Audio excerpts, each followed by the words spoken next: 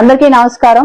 నేడు భారత రాజ్యాంగ పితామహులు భారతరత్న డాక్టర్ బిఆర్ అంబేద్కర్ గారి జయంతి సందర్భంగా దేశవ్యాప్తంగా ప్రజలందరూ కూడా వారికి నివాళులర్పించి ఆ మహానుభావుడిని మరొకసారి స్మరించుకోవడం జరిగింది. 1947లో పాకిస్తాన్ భారతదేశం రెండు ఒకేసారి ఏర్పడ్డప్పటికీ కూడా పాకిస్తాన్ ఒక మతతత్వ దేశంగా మిగిలిపోయింది. కానీ భారతదేశం మాత్రం ప్రపంచంలోనే ఒక గొప్ప ప్రజాస్వామ్య దేశంగా ఎదిగింది. ఎందుకు కారణం డాక్టర్ బిఆర్ అంబేద్కర్ గారు నిర్మించినటువంటి భారత రాజ్యాంగం. బడుగు బలహీన వర్గాల భవిష్యత్ తరాలను దృష్టిలో పెట్టుకొని సామాజిక న్యాయం, సమానత్వం అందరికీ చెందాలన్న ఒక గొప్ప ఆశయంతో వారు దీన్ని నిర్మించడం జరిగింది.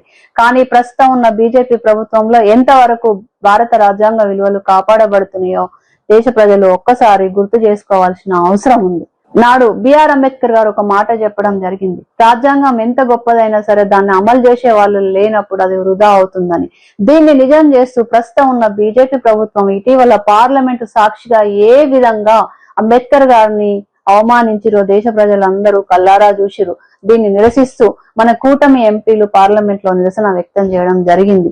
అంతేగాక దేశవ్యాప్తంగా కాంగ్రెస్ శ్రేణులు అందరూ కూడా ప్రతి జిల్లాలో దీన్ని ఖండిస్తూ జై భీమ్, జై బాపు, జై సంవిధాన్ కార్యక్రమాన్ని నిర్వహించి మరొకసారి అంబేద్కర్ గారి ఆశయాలను, రాజ్యాంగ విలువలను ఏ విధంగా కాపాడాలనేది సందేశం ఇవ్వడం జరిగింది. కాబట్టి ప్రజలారా, ఇవాళ భారతదేశంలో రాజ్యాంగాన్ని కాపాడే ఒకే ఒక పార్టీ, అంబేద్కర్ గారి ఆశయాల్ని ముందుకు తీసుకెళ్లే ఒకే ఒక పార్టీ కాంగ్రెస్ పార్టీ అని మీరందరూ గుర్తుపెట్టుకోవాల్సిన అవసరం ఉంది. నాడు అంబేద్కర్ గారు మనకి రాజ్యాంగం ద్వారా సమానత్వాన్ని అందిస్తే, మహాత్మా గాంధీ గారు స్వాతంత్రం ద్వారా మనందరిలో ధైర్యాన్ని నింపారు.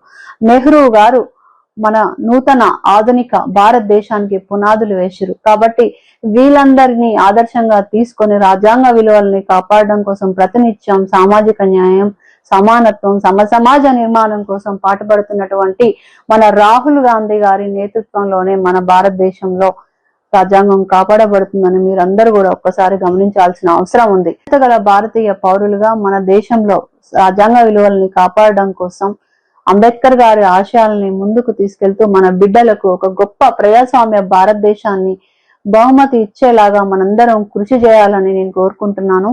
జై భీమ్, జై బాపు, జై సంవిధాన్.